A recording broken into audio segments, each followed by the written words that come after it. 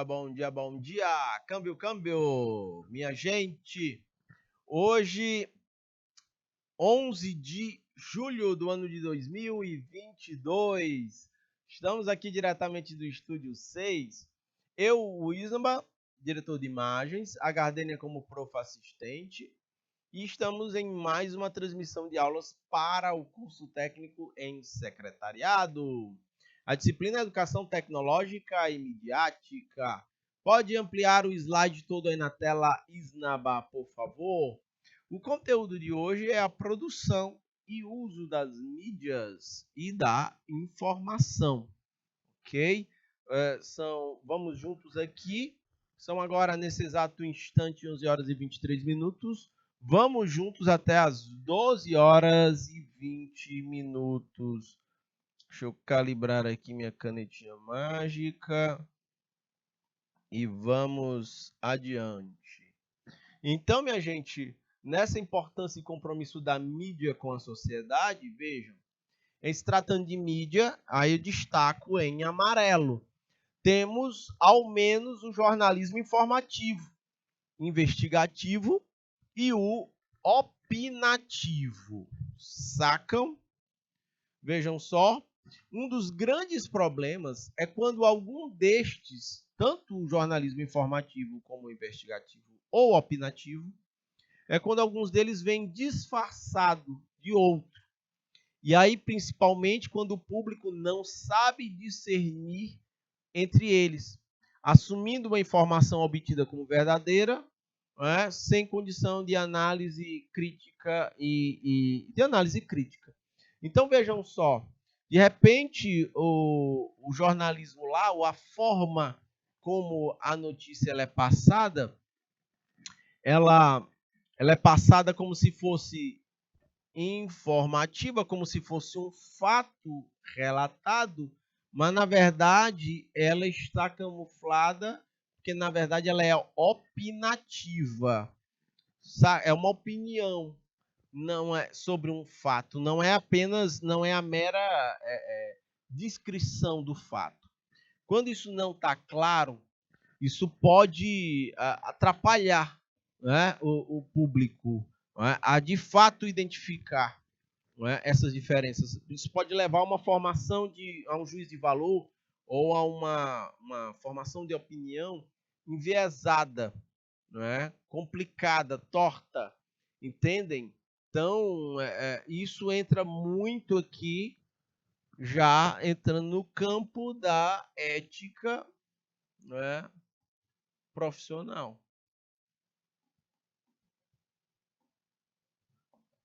Relacionado aos meios de comunicação.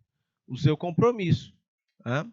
Houve um caso recente em que um jornal brasileiro, né, um jornal brasileiro televisivo, no começo da guerra da Rússia com a Ucrânia, ele estava postando, estava dando notícias sobre a guerra, e tinha uma imagem de fundo que era um avião fazendo manobras para tentar fugir de uma bateria antiaérea. Do chão tinha um canhão soltando bala e esse avião desviando.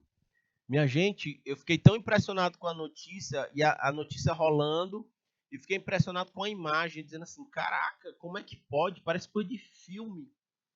O avião desviando ali da bateria antiaérea, uma imagem bonita, impressionante, e eu fiquei impressionado com o negócio. Eu gravei no meu celular a imagem. E depois eu fui ver, né, passou acho que um dia, depois de um dia ou ao longo do mesmo dia, saiu a notícia de que esse jornal não estava usando uma imagem real da guerra. Ele estava pegando uma imagem de um game, de um jogo, e projetando no fundo, porque remetia à guerra, e o apresentador lá falando sobre a guerra da Ucrânia, da Rússia, e a imagem de fundo era de um videogame, não era real da guerra.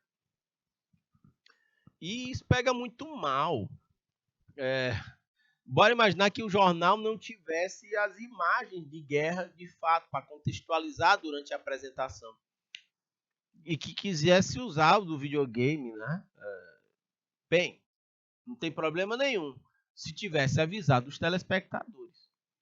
Sacam? É uma coisa meio tosca, mas isso está acontecendo. Os desvios éticos que a gente tem visto, eles ocorrem em todos os campos. É empresarial, é na política, é no jornalismo. Isso tudo acaba que nublando muito a nossa realidade e dificulta a nossa percepção.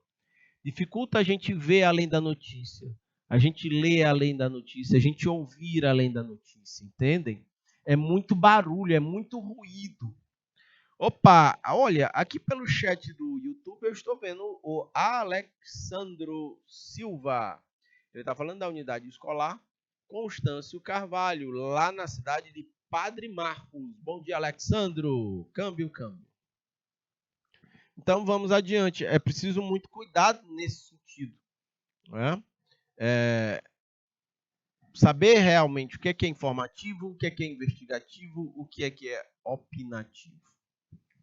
Então vejam, a mídia, minha gente, ela é essencial para a manutenção da democracia. E aí tem um ponto interessante para a gente destacar aqui, né? Esses dois jornalistas, Vitor Blota e o Bruno Paes Manso, ressaltam a importância dos veículos de comunicação para a sociedade, no sentido de fortalecimento do conceito de democracia. Então vejam só, o papel das mídias que as mídias têm hoje na sociedade. Um primeiro ponto, a falada, a escrita, a televisada, ou até aquela feita pelos meios virtuais e outros meios que sejam possíveis. A gente tem isso. É inegável o papel que a mídia tem hoje na sociedade. Seja para o bem, seja para o mal, das suas formas mais variadas. Pode ser falada, escrita, televisiva, pode ser feita através da internet. Eles também podem inspirar discussões, debates, podem ajudar a forjar, né, e a fortalecer um ponto de vista, podem informar muitas vezes, ou até desinformar também. Olha que coisa, né? Olha que desafio isso. Olha como a ética ela é fundamental nesse sentido, né? E muita gente acaba sendo manipulada quando não entende o que de fato está por trás da notícia, quando não entende quais são as reais intenções. Às vezes não é informar, às vezes é desinformar, às vezes tem um interesse econômico por trás. Né? Todos esses pontos eles entram, já que a gente está falando sobre produção, né, de informação e de conhecimento através das mídias na aula de hoje. Ok? Vejam só, a mídia ela é essencial na manutenção de uma democracia no mundo inteiro. Onde existe restrição da mídia, a democracia ela se enfraquece, sacam? No entanto, isso não significa que às custas desse argumento aqui, de que a mídia possa manipular, ainda que de forma velada, tudo aquilo que é veiculado, a fim de tentar movimentar uma massa social em um determinado caminho, como muitos a acusam de fazer. Ou seja, a mídia ela é essencial para a manutenção da democracia. Ela é um grande poder. Agora, esse grande poder vem acompanhado de grandes responsabilidades. Ok? Ficou curto aqui o espaço. Ok? Isaba, me salva aqui.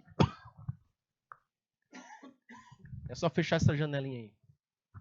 Apertei aqui. Em algum lugar errado. Só um instante, minha gente. É recolher aqui? Beleza.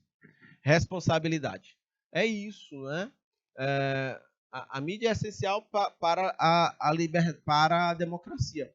Mas é preciso que seja feito com responsabilidade. Né? Para manipular as pessoas, a opinião e conduzi-la a um determinado caminho, que afaste a sociedade do bem-estar da coletividade. Aí é gravíssimo. Aí é gravíssimo. Posso dar um exemplo para vocês. Volta aqui para mim, Isnaba. Quando parte da mídia busca desacreditar a eficácia das vacinas. Aí você vai ver, vejam, é produção de conteúdo, são informações, são opiniões dadas no sentido de conduzir uma massa de audiência para um determinado caminho. O desacreditar vacinas em momento de pandemia, isso acaba comprometendo o bem-estar da coletividade. Hoje, estamos tendo um surto de Covid, ainda hoje. Detalhe, por que é que não está tão grave quanto foi no ano de 2020, 2021? Por quê? Por conta das vacinas, por conta de uma imunidade maior que as pessoas têm. Sacam? Os fatos, eles literalmente, eles massacram, não é, as tentativas de acobertar a verdade. Agora, também é verdade que exige um certo tempo para isso. E esse tempo, né, a demora desse tempo, ela pode ser muito prejudicial para o bem-estar da coletividade, entende? O preço que a gente tem a pagar ele é muito alto nesse sentido. Pode ampliar o slide todo aí na tela, Isnaba, por favor? Câmbio. Então vamos adiante. Alguns questionamentos. Nesse contexto aqui, qual é o papel real da mídia na sociedade?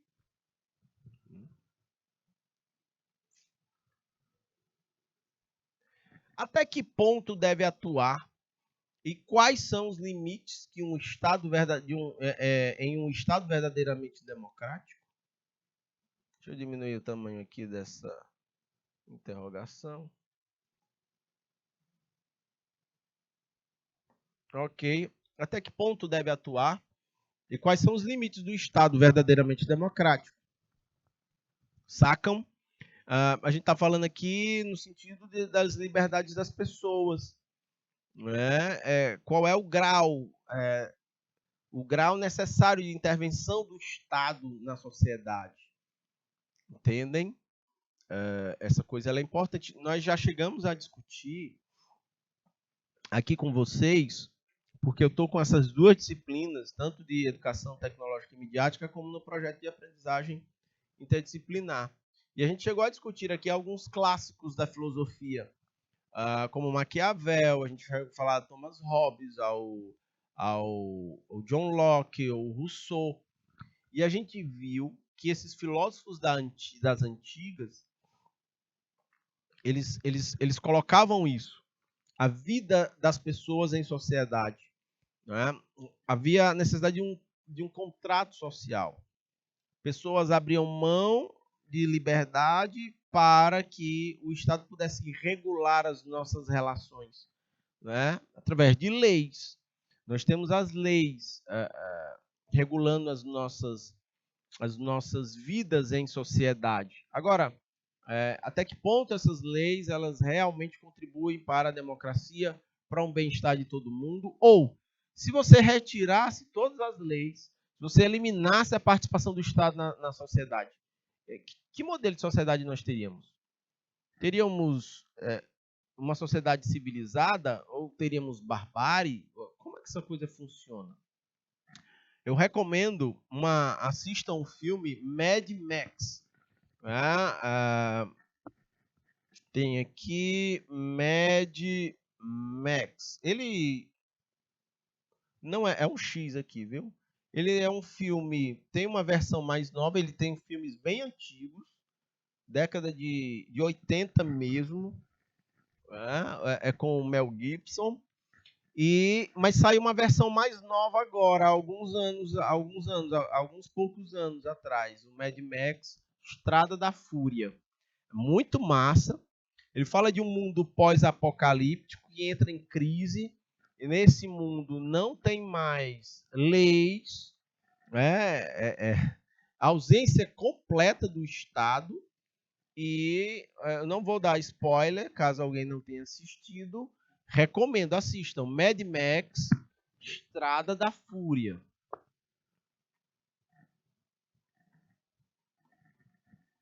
Estrada da Fúria. Ok? Muito bom, muito massa, viu? Assistam esse filme. Ele nos ajuda a refletir um pouco sobre essa segunda questão. Até que ponto deve atuar o Estado? Quais são os limites de atuação de um Estado verdadeiramente democrático? Não vou dar spoiler, mas ele fala disso. Ele fala de um mundo pós-apocalíptico. Não existe mais Estado. Apurem lá como é que a sociedade se organiza quando isso acontece. Ok? Mais uma questão. Essa atuação do Estado deve ser demonizada, como muitos fazem? Porque tem muita gente que demoniza a atuação do Estado na sociedade, dizendo que mais prejudica do que favorece. E reforço, assistam o Mad Max, depois a gente volta para conversar, tá bom? Um outro ponto aqui, deve ser vista como um instrumento essencial para a manutenção do Estado democrático de direito, mesmo com suas falhas. Nesse caso, a mídia. A mídia merece ser demonizada, já que ela é um instrumento essencial, mesmo com falhas. Preciso permitir que a mídia ela circule, que ela gire, que ela funcione da forma como ela está. Esses são pontos que merecem destaque. Mais questionamentos? Segundo o autor, o jornalista lá, o Victor, ele é coordenador do grupo de pesquisa, deixa eu botar aqui pontinho, é coordenador do grupo de pesquisa de jornalismo, Direito e Liberdade, da USP, e o Bruno Paes Manso, ele é economista e jornalista, pesquisador lá da USP também. De acordo com esse, para o Vitor Blota, a mídia não pode ser condenada por todos os malefícios da sociedade. De acordo com este autor aqui, para este pesquisador. Não pode ser condenada por todos os malefícios da sociedade. Como matriz de todos os problemas. Vamos seguir aqui para ver a argumentação desses pesquisadores. Abre aspas. Quem normalmente propõe esse argumento são aquelas pessoas que acabam trazendo, pelo papel que elas exercem na sociedade, uma perspectiva mediacêntrica, afirmou o professor. Quando a gente fala de uma perspectiva mediacêntrica, é que entende a mídia como centro de tudo. Quem coloca o papel da mídia, quem criminaliza a mídia, quem faz isso. Quem entende que a mídia não deve ser malefício da sociedade, por quê? Porque ela não é o centro de tudo. Então ela não pode ser demonizada. Entendem isso? Ela tem seu importante papel, mas a gente vive num mundo com muito mais camadas, com muito mais coisas para além da mídia. Essa visão ela é configurada como se observa tudo pelas lentes da mídia, de modo que acaba se amplificando as possíveis relações da mídia. A gente não deve, as coisas não devem ser vistas somente pelo ponto de vista da mídia. Nós precisamos ter nossos recursos internos, minha gente, nosso senso crítico. Eu não posso receber uma notícia da mídia e absorvê-la e levá-la como como verdadeira e ponto e acabou-se. Eu tenho que ter meus filtros, eu tenho que ter um senso crítico, senão chega a ideia de que a vacina do Covid pode causar AIDS. Aí a pessoa vai lá e absorve esse tipo de notícia. E não faz sentido nenhum. Agora, a gente precisa ter senso crítico para não absorver todas essas atrocidades, essas distorções, entendem? Não faz sentido. Então, a mídia não é o centro de tudo. Não é? Na verdade, a gente precisa se trabalhar para que a gente possa absorver e processar da melhor forma possível tudo que chega para a gente através da mídia. Ainda em questionamentos. De acordo com o Bruno Paes Manso, ele ressalta, né, a importância dos veículos comunicacionais. Argumenta ainda que, abre aspas, o jornalismo é uma das soluções para a sociedade democrática mais forte. É justamente o que tem acontecido. Você vê uma campanha de críticas e de ataques ao jornalismo. E vejam, o que é que o autor está dizendo? É que é justamente o jornalismo que torna a democracia mais forte. Pois pronto, o jornalismo está sendo duramente atacado. Né? E isso, logicamente, enfraquece a democracia. Mas, vejam, as coisas vão acontecendo, né? Você vai ver no questionamento, uma notícia jornalística, uma investigação, ela é literalmente desqualificada, não por ela se mostrar frágil ou fraca ou falsa, mas sem nenhuma prova, sem nenhum fundamento, entendem? As pessoas chegam e dizem, tem matéria jornalística, isso aqui é fake news. Não é tão simples assim. Não faz nenhuma avaliação sobre o método, sobre a investigação, como foi que se... Você tem lá uma notícia com fatos e, por vezes, isso é rebatido por outra pessoa como simplesmente fake news. Sacam? Não é assim que a banda toca. Tem um outro ponto. O Bruno Paes Manso ele ainda aponta aqui que a importância da mídia como reguladora dos órgãos públicos, sempre atenta para revelar os desvios, de repente constranger os poderosos em nome de quem não tem poder. Esse pode ser também um importante papel da mídia na sociedade. Né? É dar vazão para o que está acontecendo, é jogar holoforte, né, para os desvios, por exemplo, na gestão pública, e constranger os poderosos ou impedir que os poderosos, por poderosos, entendamos aqui os tomadores de decisão, para que os tomadores de decisão tenham mais critérios na hora de decidir, sacam? Critérios como, por exemplo, a crítica pública. Opa, eu não posso tomar essa decisão dessa forma, eu não posso fraudar isso aqui, porque se for descoberto, a opinião pública ela vai me constranger, saca? Eu posso ir preso. É esse tipo de coisa que precisa ser destacada no papel da mídia da sociedade. De acordo com o Vitor Blota, ele aponta que no Brasil atual nós temos mais aparelhos celulares do que pessoas. É curioso, né? No Brasil, nós temos 213 milhões de habitantes, de acordo com estimativas do IBGE, do Instituto Brasileiro de Geografia e Estatística. E no Brasil, a gente tem mais aparelho celular do que gente. Sacam? Sendo assim, podemos considerar que grande parte da internet ela está sendo disseminada porque os celulares eles são os principais meios pelos quais as pessoas se conectam na internet. Câmbio. Vamos adiante. Ainda assim, ele relembrou que há um grande porém. abre aspas, há uma desigualdade grande, não é, na distribuição e no acesso à rede. Eu vou até destacar aqui com o marca-texto. Ele está dizendo que a internet ela está disseminada no país, está espalhada no país. Agora tem um porém, tem um mas aqui. Mas há uma grande desigualdade.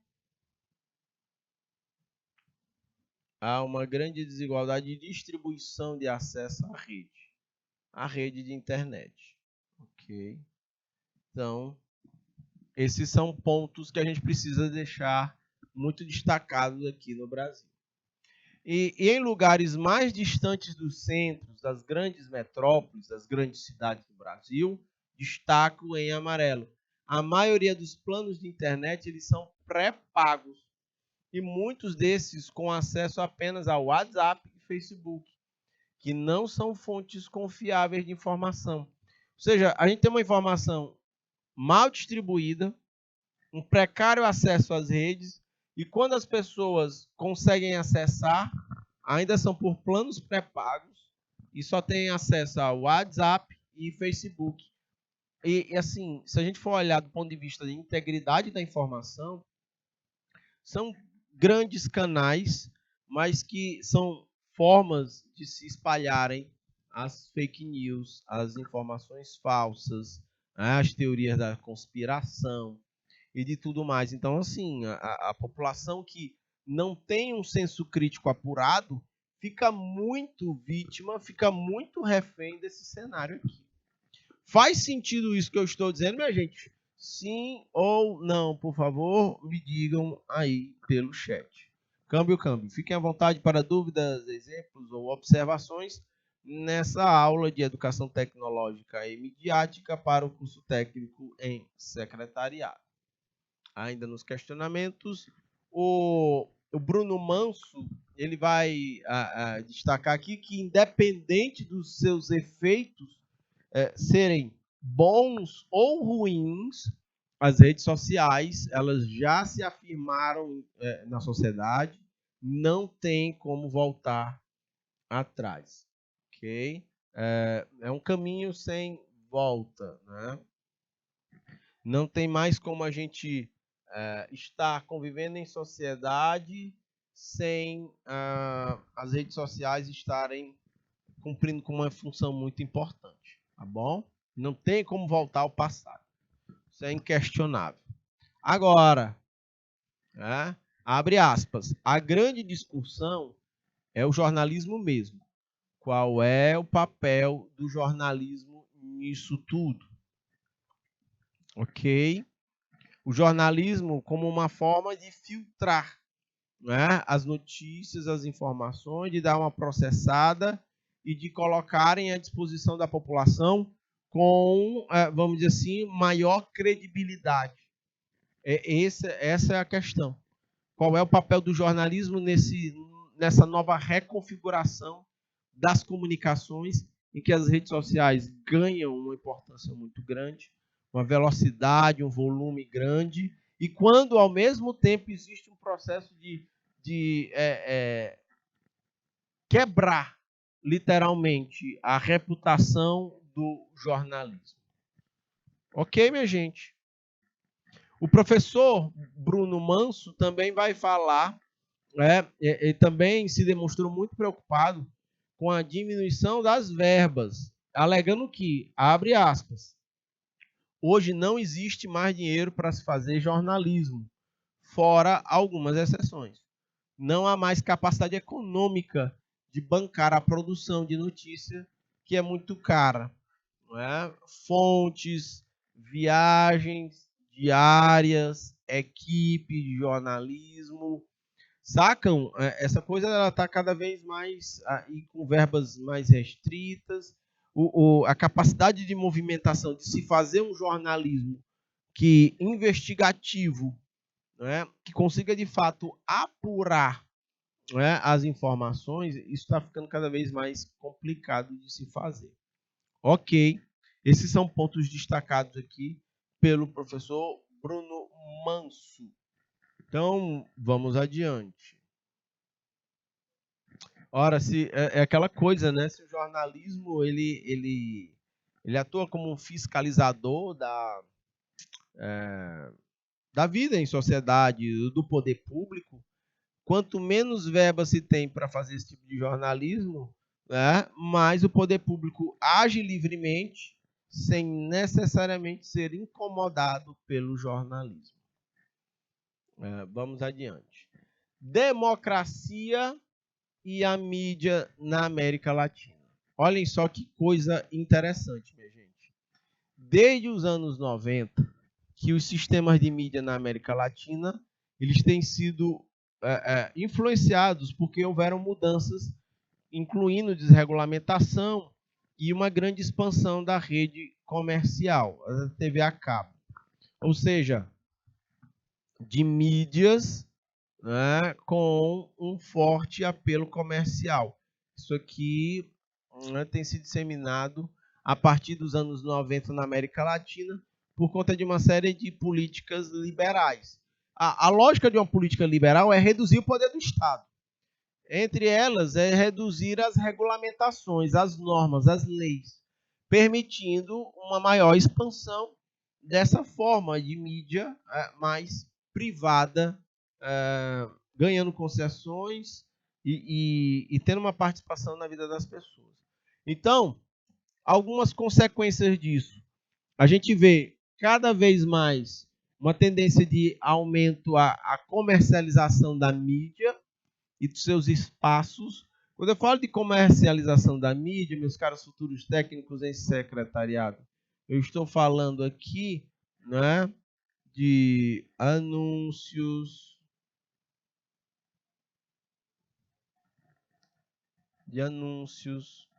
eu estou falando de propagandas, ok? Onde são abertos espaços para isso. A gente vai ver também, deixa eu apagar aqui, né? Mas ficou entendida a ideia, sacam? Senão vai ficar muito feio. Então, comercialização da mídia, a gente vai ter aqui a proximidade dos departamentos de marketing, né, do jornalismo e das redações jornalísticas.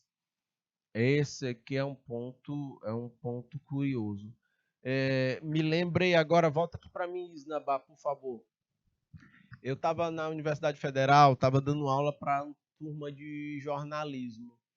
E aí os estagiários lá, os estudantes, chegaram para me entrevistar. E aí foram me perguntar, professor, o senhor entende que no Brasil existe liberdade de expressão no jornalismo? E aí eu respondi para eles, não. E eles ficaram impressionados, assim, mas como assim, professor? Aí veja, no momento em que a gente tem grandes ou fortes interesses econômicos e políticos financiando, financiando as mídias, você vai ter um comprometimento dessas mídias com estas pautas. Logo, há uma limitação de liberdade.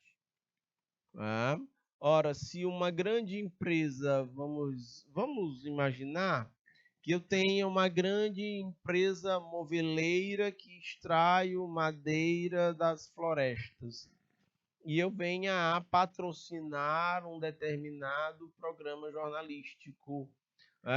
Isso pode gerar essa proximidade do marketing com as redações, podem limitar o número de assuntos relacionados à preservação do meio ambiente, porque afeta os interesses comerciais do anunciante. Então, a gente tem uma série de problemas nesse sentido. Vou dar um exemplo mais objetivo para vocês usando o futebol. É isso, Namba? Tu torce para que time? Mas chuta um aí. Um que tu simpatiza. O Palmeiras, né? Aí o Palmeiras, não sei qual é o patrocinador do Palmeiras, mas bora imaginar que o patrocínio do Palmeiras seja uma grande empresa patrocinando o Palmeiras. Aí o Palmeiras vai para o final de um campeonato. Aí, Isnaba, a final do campeonato é Palmeiras e Corinthians. E o patrocinador do Corinthians é o mesmo patrocinador do Palmeiras. Será que as questões econômicas estarão fora dessa disputa de campeonato? Entendem? Será que vai ganhar o melhor time? Ou vai ter um arranjo comercial que possa, mesmo que não haja dois grandes times com o mesmo patrocinador disputando uma final de campeonato, isso coloca algumas coisas em xeque, levanta algumas desconfianças, entendem? São essas coisas que a gente precisa discutir com mais clareza, sacam? Aí volto lá, pautas jornalísticas, elas podem estar condicionadas elas podem estar condicionadas aos anúncios, aos departamentos de marketing, aos anunciantes daquele canal de mídia. É uma interrogação que se coloca, né? Até onde as redações estão blindadas dos interesses econômicos, né, dos anunciantes, dos patrocinadores. Ok? Pode ampliar o slide todo aí na tela, Isnaba, por favor. Olha aí, a Júlia Guimarães. Bom dia, falando diretamente da unidade escolar Antônio Mascarenhas. Júlia, a escola Antônio Mascarenhas, ela fica aonde? Qual polo, por favor?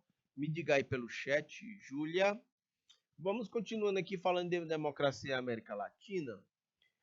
Nós vamos ter também, como efeito dessa desregulamentação aqui de cima, e a expansão das redes comerciais de TV, a gente vai ter também uma formação, né, de corporações de multimídia.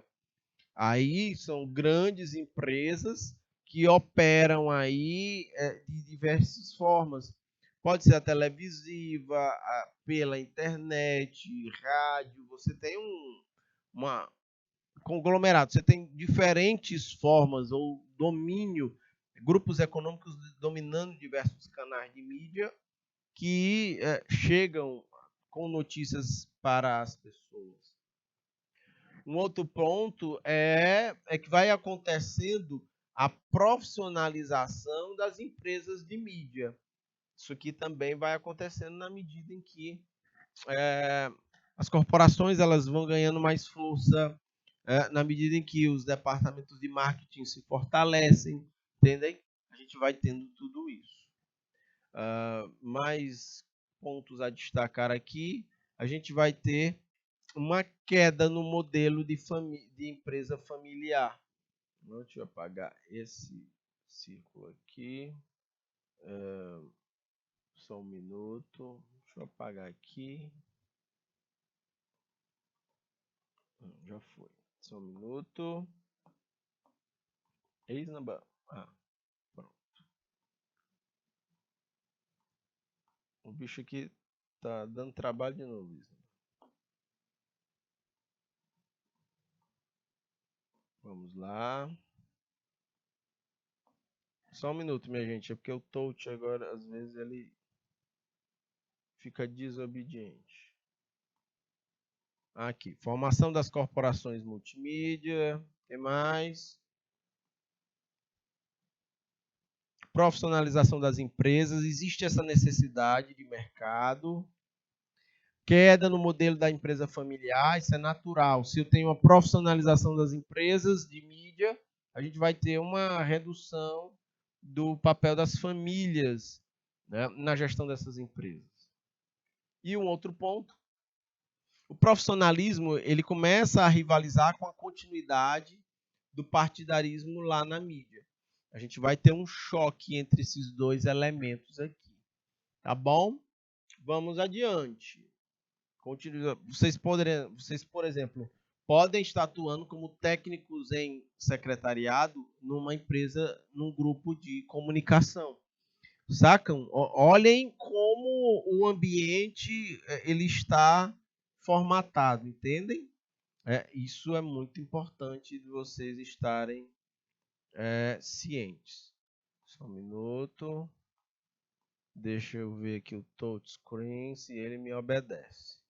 Reformas na mídia e regulação na América Latina. Na Argentina, como exemplo, houve a Lei dos Serviços de Comunicação Audiovisual.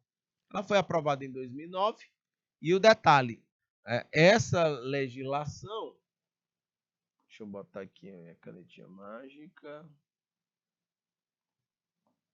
ela estabeleceu limites ao poder dos conglomerados de mídia, sacam? Você não tem mais a mídia operando tão livremente. Você tem certos limites definidos por lei, né? Em vários quesitos do ponto de vista de operar a mídia. A lei impede, por exemplo, que qualquer empresa privada de televisão seja dona de mais de 35% da mídia. Requer que a publicidade seja regulada e estipula que as licenças sejam renovadas a cada 10 anos em vez de 20. Então, vejam, aqui o esforço nesse sentido é desconcentrar o poder da mídia em poucos grandes conglomerados.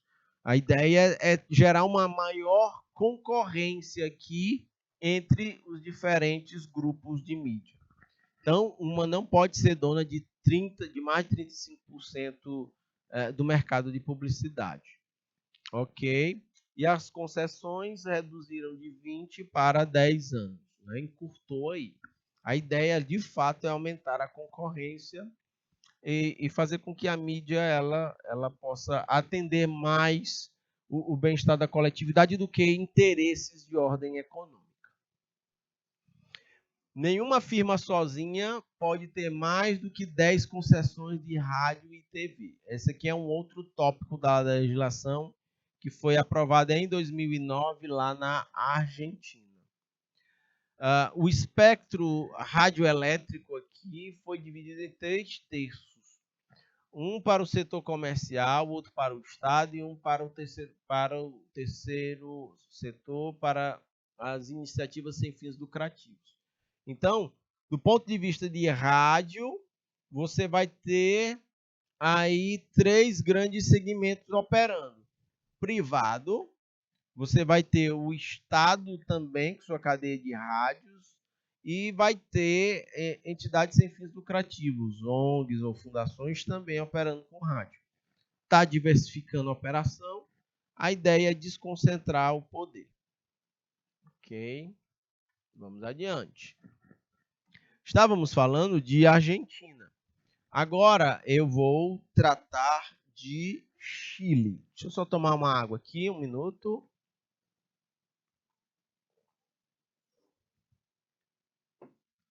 Quando a gente fala de Chile, houve uma inclusão na legislação de medidas para garantir a diversidade na programação e autonomia financeira, além de financiamento para a produção independente para a TV durante os governos da primeira-ministra Michelle Bachelet.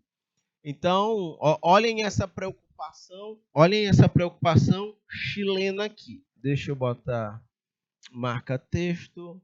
Deixa eu botar o amarelinho aqui. No Chile, medidas para garantir a diversidade na programação e autonomia financeira, para haver o distanciamento que eu já disse entre o marketing e as redações jornalísticas. Deixa eu dizer aqui para vocês, aqui em Teresina teve uma época em que foi feita uma legislação, não sei agora realmente se ela já foi revogada ou não, mas o que é que definia lá? É que nas rádios houvesse a obrigatoriedade de, no tempo de programação, tantos por cento fossem veiculados, fossem rodados na rádio, músicas de artistas piauienses, sacam? Essa era a medida. A ideia era diversificar, não só tocar. Volta aqui a imagem para mim, Isnaba.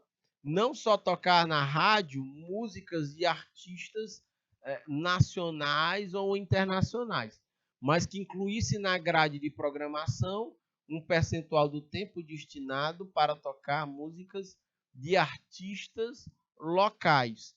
E isso deu um burburinho danado, né? Deu muito debate, porque os artistas locais viram seus interesses atendidos, ao tempo que rádios e até radialistas contestaram, porque não entenderam que ali era uma lei que limitava a sua liberdade de botar o que de fato a audiência pede.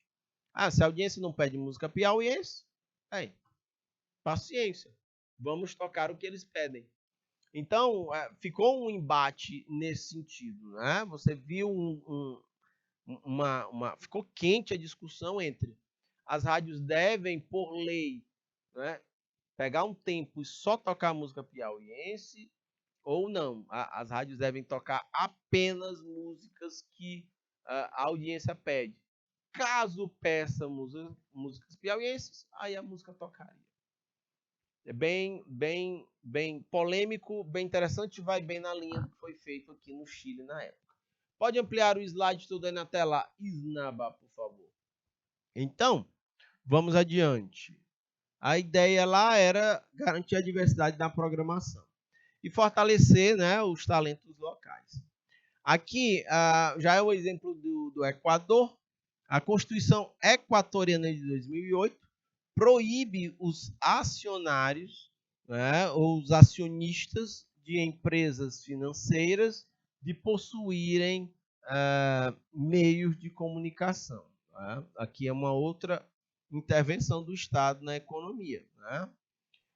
Aqui, quem era do mercado financeiro não podia ser sócio de empresa de comunicação, porque poderia gerar aí um conflito de interesses, né, do ponto de vista econômico, interferindo na veiculação de notícias, na mídia, nas informações, nas notícias. Vamos adiante. Falando de comunicação pública no Brasil, conquistas e futuros desafios. Os pesquisadores, minha gente, acreditam que um novo marco regulatório para a mídia pode ser capaz de contemplar as diferenças entre as TVs de Estado e públicas em relação ao setor comercial. Nós temos no Brasil TVs públicas, né? Sim, deixa eu botar aqui o amarelão aqui, ó. Existem diferenças entre as TVs comerciais e as TVs públicas. Deixa eu dar um exemplo de TV pública aqui. A TV Estado ou a TV Câmara, sacam? A TV Assembleia, a EBC, a Empresa Brasileira de Comunicações. São empresas, são TVs de Estado, elas são públicas. Ao tempo que nós também temos as redes comerciais, né? E os vários outros canais aqui. A ideia que está se falando é usar um novo marco regulatório que possa tentar equilibrar essas duas formas de se fazer televisão, no caso. A mídia pública real, ela não existe no Brasil, mas canais educativos controlados pelo Estado e outros representam os poderes. Como eu estou falando, o poder legislativo, executivo, judicial, tem suas participações aqui. Você tem a TV, você tem o canal lá do STF, onde ele faz as transmissões dos julgamentos na corte do Supremo Tribunal Federal, por exemplo. Ok? Então, tem todos esses pontos. A ideia seria um marco regulatório para deixar mais claro o papel dessas TVs públicas dentro de um setor que também tem TVs ou canais de comunicação privados. Em relação à democratização da mídia, o Brasil ele tem um Ministério das Comunicações. E o governo ele identificou 5 áreas de atuação do ponto de vista da mídia no Brasil. Um primeiro ponto é a necessidade de criar um novo marco regulatório, né, para a comunicação. Esse é o novo marco regulatório, por isso entendam as... Peraí, deixa eu apagar aqui. Entendam isso aqui como as regras. Marco regulatório, estou tratando de novas regras. Ok? Seguindo adiante, a regulação. No artigo 221 da Constituição Brasileira prevê isso. A regulação, né, das comunicações no Brasil. Um terceiro ponto trata dos direitos autorais, não é? De quem produz conteúdo e não só de quem produz, mas de resguardar os seus direitos, não é? Em relação a esses conteúdos, a ser citado, não é? A ser remunerado por isso, entre uma série de questões nesse sentido. E a regulação da internet, aí assume a forma do Marco Civil da internet, né, também. Esses são pontos que estão lá no Ministério da Comunicação, que identifica como importantes para melhorar a democratização da mídia no Brasil. Um outro ponto é regular a TV pública. Sacam? As TVs aí, como eu já mencionei, TV Assembleia, TV Senado, Câmara e TV Justiça. Seria regular esses exemplos. Minha gente, é interessante porque, vejam, a gente está falando de mídia durante toda a aula, a potência que a mídia tem em controlar, em influenciar no dia a dia da sociedade. E aí tem o título desse slide, vejam, ele é bem provocativo. Ele trata a mídia como o quarto poder. Ok? Mídia como quarto poder. Então vejam só. A terceira revolução industrial, ela que está em curso nesse instante, ela traz a expansão da globalização. Você vai ter nos dias de hoje expansão da globalização, né, proximidades dos mercados globais, novas tecnologias sendo desenvolvidas, né, no campo da informática, da eletrônica. A gente vai ter novos processos da própria produção, né? A gente vai ter também a robotização ou a automatização de processos. Tudo isso aqui está dentro dessa revolução dos meios produtivos que a gente vive nos dias de hoje, meus caros futuros técnicos em secretariado. Por isso que é importante o manejo, a intimidade que vocês venham a ter com tecnologia, porque vocês não serão, nesse caso, descartados no mercado de trabalho, mas sim recrutados por terem este domínio das tecnologias. Agora, porém, isso só se tornou possível em decorrência de uma outra globalização, que é das comunicações. Sacam? Né? As comunicações, elas possibilitaram o avanço da globalização. E essas comunicações se desenvolveram saindo do fax, chegando ao celular, né? Os computadores, o celular, que hoje é um computador, né? Os satélites, né, foram fundamentais nesse sentido. Eles fizeram esses avanços nos dispositivos, fizeram com que a comunicação se tornasse quase que praticamente instantânea, né? Em todo o mundo. O aumento da velocidade das informações em tempo real, redução de distância, custos das tarifas caíram. Tudo isso foi possível com esses avanços, né, tecnológicos, sobretudo no campo da comunicação. Beleza, minha gente? Tudo bem? Então, vejam, olha o time de trabalho para um profissional da área de secretariado trabalhando no escritório em que você precisa dar conta de prazos e tem tecnologia necessária para poder conseguir fazer isso. Essa comunicação instantânea, né, entre diversas regiões e que vocês precisam dar conta desse sentido. Aqui ainda no quarto poder, tem um interessante autor aqui chamado Castells, em que ele vai dizer, né, ele ressalta que as novas tecnologias criaram e desenvolveram uma sociedade que se organiza em rede. Isso aqui eu vou destacar. Né? Nós temos agora uma sociedade que se organiza em redes. Isso aqui é importante, viu? Além disso, foi por meio da mídia que a economia capitalista gira pelo mundo, penetra em todos os setores da produção rentáveis e reorganizam as relações de poder. Por relações de poder, entendam as tomadas de decisão. Ok? Vamos adiante. Destaca-se ainda que a informação ela é a moeda mais forte do milênio. Olha só, a informação enquanto moeda mais forte do milênio. Quem a possui, detém poder. Eu vou destacar aqui em amarelo, informação, moeda mais forte do milênio. Né? Quem a possui vai deter o poder. Isso aqui, beleza. Tá aqui.